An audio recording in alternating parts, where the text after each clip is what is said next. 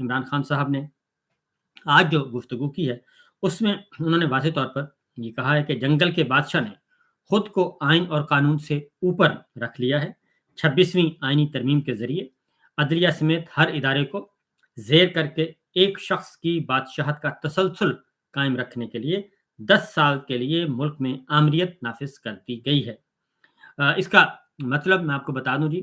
کہ جب وہ کہتے ہیں کہ 10 سال کے لیے ملک میں آمریت نافذ کر دی گئی ہے، وہ جو ایکسٹینشن ہوئی ہے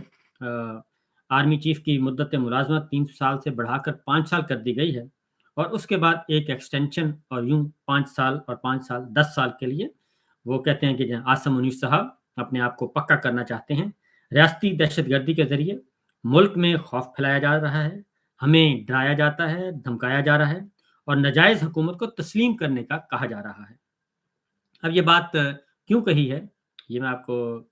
اس کا بیک گراؤنڈ آپ کو بتا دیتا ہوں کہ ایک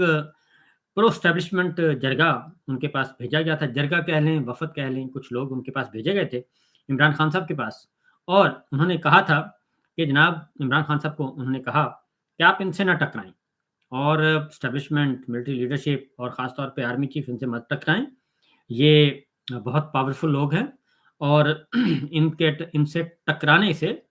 ان کا نقصان نہیں ہوگا بلکہ آپ کا سر پھٹے گا، یہ عمران خان صاحب کو کہا گیا تھا۔ اور عمران خان صاحب نے اس کے جواب میں اگلے لائحہ عمل کا اعلان کر دیا اور اپنی تحریک اگلے مرحلے میں داخل کر دی۔ اس لیے وہ کہہ رہے ہیں کہ ریاستی دہشت گردی کے ذریعے ملک میں خوف پھیلایا جا رہا ہے، ہمیں ڈرایا دھمکایا جا رہا ہے کہ ناجائز حکومت کو تسلیم کر لیں۔ انہوں نے کہا کہ ہم ناجائز حکومت کو تسلیم نہیں کریں گے، کیونکہ عمران خان کو پچھلے دنوں ایک آفر ہوئی اور وہ یہ تھی کہ آپ ذرا ہاتھ ہولہ رکھیں، خاموشی اختیار کریں، آپ کو ہم رہا بھی کروا دیں گے اور آپ کو ہم بنی گالہ بھی بھیج دیں گے، لیکن آپ نے خاموشی اختیار کرنی ہے اور آپ نے حکومت کو ڈسٹرب نہیں کرنا، حکومت کے خلاف کوئی تحریک نہیں چلانی، حکومت کے خلاف کوئی جلسے جلوس نہیں کرنے۔ تو اس لیے عمران خان صاحب کو یہ پیشکش کی گئی تھی، لیکن عمران خان صاحب نے کہا کہ میں اس ناجائز حکومت کو تسلیم کرنے کے لیے تیار نہیں، مجھے مزید اگر آپ نے جیل میں رکھنا ہے تو رکھ لیں۔ یہ اس تناظر میں عمران خان صاحب کا یہ سٹیٹمنٹ ہے۔ ایجنسیوں کو ان کے اصل کام سے ہٹا کر تحریک انصاف کے پیچھے لگا دیا گیا ہے، جس سے قومی ادارے، فوج کا تاثر تباہ ہو رہا ہے اور پورے ملک کو بند کر دیا گیا ہے، اور اسلام آباد سے باقی صوبوں کا راستہ کاٹا گیا۔ یہ جو احتجاج کے دوران ہوا اس کی بات کر رہے ہیں وہ، اور اسلام آباد پہنچنے والی 79 عوام پر گولی چلائی گئی، ہمارے لوگوں کے ساتھ ظلم کیا گیا، سیدھی گولیاں مار کر شہید کیا گیا، ان کے گھروں اور خاندانوں کو نشانہ بنایا گیا، ان کی توہین کی گئی، ملک میں صوبائیت کی آگ بھڑکائی گئی، اور بتایا جا رہا ہے اسلام آباد میں پختونوں کو نسلی بنیاد پر نشانہ بنایا جا رہا ہے۔ یہ بالکل اسلام آباد میں ہو رہا ہے جی، اور آئی ڈی کارڈ چیک کر کے ان کی پروفائلنگ ہو رہی ہے پختونوں کی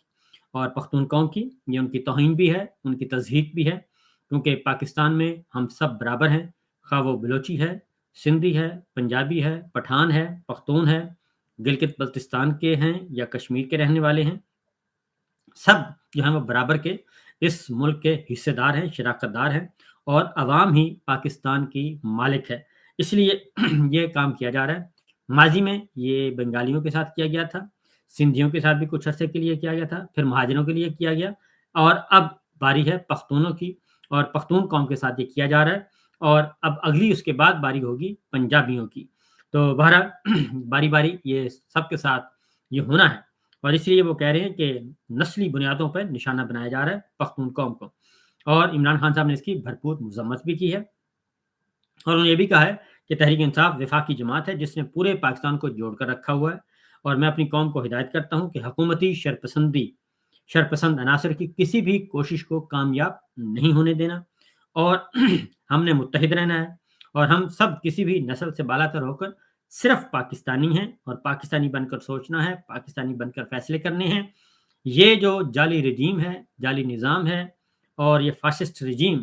ان کو یہ کام کرنے دیں، لیکن ہم یہ کام نہیں کریں گے۔ عمران خان نے کہا کہ 2 مطالبات انہوں نے دہرایا، انہوں نے کہا 2 مطالبات ہیں، اور سپریم کورٹ کے سینئر ترین ججز پر کمیشن بنایا جائے، 9 مئی اور 26 نومبر دونوں واقعات کا وہ آزادانہ تحقیقات کرے وہ کمیشن، اور ناحق سیاسی قیدیوں کو رہا کیا جائے۔ اس کے علاوہ ہمارے پاس کوئی آپشن نہیں ہے، اور انہوں نے کہا کہ مذاکرات کے لیے میں نے کمیٹی بھی بنا دی ہے اور اگر ہمارے مطالبات پورے نہیں ہوتے تو سول نافرمانی، ترسیلات زر میں کمی اور بائیکاٹ کی تحریک شروع کی جائے گی۔ پہلے مرحلے پر عمران خان صاحب جو ہیں وہ اوورسیز پاکستانیوں کو کال دیں گے، اوورسیز پاکستانیوں کو کال دیں گے جو ہماری اطلاع ہے، اور انہیں کہیں گے کہ وہ ریمیٹنس جو ہیں، جو زر مبادلہ ہیں، وہ بینکنگ چینل سے مت بھیجیں، تاکہ یہ جعلی رجیم جو ہے، جو بنیادی انسانی حقوق کو پامال کر رہی ہے، اور نہ صرف بنیادی انسانی حقوق کو پامال کر رہی ہے بلکہ ہماری ماؤں بہنوں بیٹیوں کو بے توقیر کر رہی ہے، جیلوں میں ڈالا جا رہا ہے ناحق لوگوں کو، اور جیلیں بھر دی گئی ہیں۔ تو اس لیے اس رجیم کے ساتھ کسی قسم کا نہ ہی کوئی ڈائلاگ ہوگا اور نہ ہی ان کو کوئی فائدہ پہنچایا جائے گا۔ اس لیے عمران خان صاحب نے کہا ہے کہ عمران خان صاحب یہ جب ڈیڈ لائن ختم ہو جائے گی تو پہلی کال جو دیں گے وہ پاکستان تحریک انصاف کی طرف سے عمران خان صاحب دیں گے اوورسیز پاکستانیوں کو کہ وہ اپنے زر مبادلہ کے ذخائر بینکنگ چینل سے مت بھیجیں، تاکہ اس حکومت کو احساس ہو۔ اس کی ریزن ہے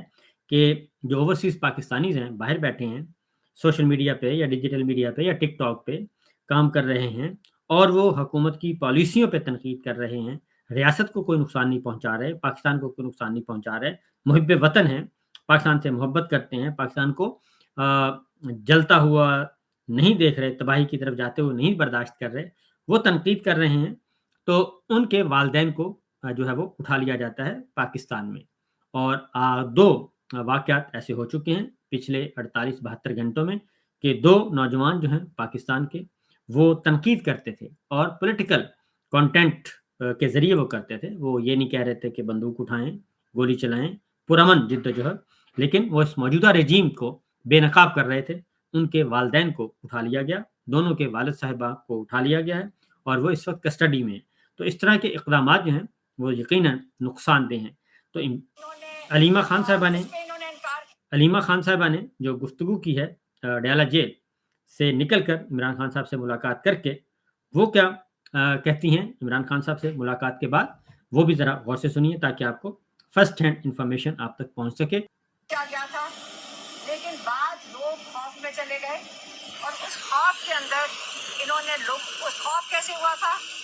انہوں نے لوگوں کے گھر توڑے، خواتین کے ساتھ وہ کیا، ظلم کیا جو کبھی پاکستان کی تاریخ میں نہیں دیکھا گیا۔ جب آپ یہ چیزیں خوف پیدا کرتے ہیں، اس کا نتیجہ یہ بھول جاتے ہیں کہ ظلم کا نظام نہیں، وہ کفر کا نظام چل سکتا ہے لیکن ظلم کا نہیں چلتا۔ اس کے بعد لوگوں نے اپنا حق رائے ادا، انہوں نے سوچا کہ ہم پاکستان کے فیصلے ہم کریں گے اس ظلم کے خلاف۔ جب انہوں نے ووٹ دیا، آپ نے ان کا ووٹ چوری کیا، اور یہ ظلم کا نظام کم نہیں ہونا تھا، یہ لوگوں کے لیے پیغام ہے۔ اب آپ دیکھ لیں کہ جب یہ ظلم کا نظام، اگر آپ کا خیال تھا کہ اگر آپ خوف میں بیٹھے رہیں گے تو یہ ظلم کا نظام ختم ہو جائے گا، اگر آپ بھیڑ بکریاں بننے سے انکار کریں گے کہ ظلم کا نظام ختم ہو جائے گا، پھر آپ 26 نومبر دیکھ لیں۔ 26 نومبر کو جب لوگوں نے ڈی چوک میں پہنچے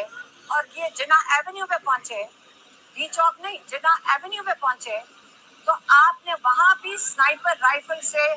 لوگوں کو شہید کیا۔ اور جو رات کو آپریشن کیا ہے، عمران خان کو تو پتہ نہیں تھا، کل کیونکہ لوگ ATC میں آئے ہوئے تھے، لوگوں نے اور بھی ان کو قصے سنائے،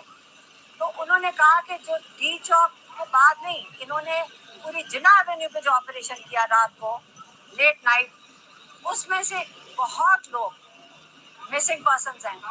150 سے 200 تو ابھی پتہ چل رہا ہے، لیکن اس کا فکر، اگر آپ کا خیال ہے کہ یہ باتیں چھپیں گی کہ چھپیں گی، نہیں۔ آپ نے پچھلے 2 سال میں، پہلے آپ نے جمہوریت کو ختم کیا، آپ نے سوشل میڈیا کو ختم کیا، آپ نے جوڈیشری کو ختم کیا۔ اب پاکستانی قوم کو وہ بتا رہے ہیں کہ یاد رکھیں جمہوریت 3 ستونوں پہ کھڑی ہے، آپ کی نیشنل اسمبلی، آپ کے جو نمائندے ہیں، آپ کی میڈیا اور آپ کی جوڈیشری۔ آپ کو پتہ ہے کہ ان تینوں ستونوں کو زمین بوس کر دیا گیا ہے، اور آپ کا خیال ہے کہ آگے کیا ہوگا؟ ان حالات میں عمران خان کہہ رہے ہیں کہ کیسے ہو سکتا ہے کہ پاکستان میں کوئی آ کے انویسٹ کرے گا. اس قسم کے نظام میں نہ آپ کی انویسٹمنٹ آئے گی، نہ یہاں پہ کسی کو تحفظ ہوگا اپنی جوڈیشری سے، اور نہ یہاں کوئی کاروبار کرنا چاہے گا. تو آگے کے دن پاکستان کے لیے بہت تاریخ ہیں. یہاں پہ چھوٹی سی مافیا بیٹھی ہے، آپ کے بجلی کے بلوں سے آپ کو پتا چلتا ہے کہ یہ مافیا کس کو پیسے جا رہے ہیں، یہ بجلی گھر کس کے ہیں، انہی لوگوں کے ہیں جو اس وقت آپ کے ملک کو کنٹرول کر رہے ہیں. تو اب آپ نے فیصلہ کرنا ہے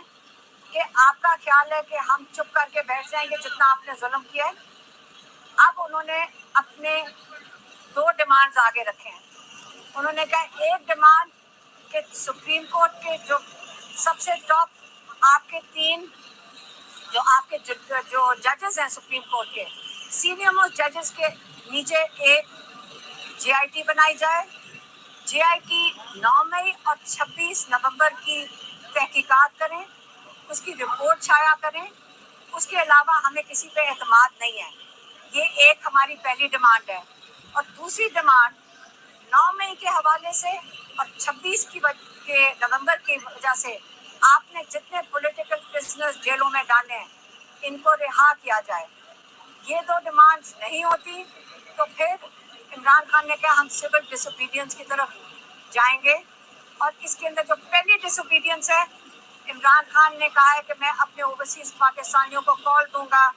کہ آپ پاکستان میں ریمیٹنسز بند کر دیں. یہ جو نظام سمجھ رہے ہیں کہ آپ یہ آئی ایم ایف کے اوپر چل رہے ہیں، نہیں،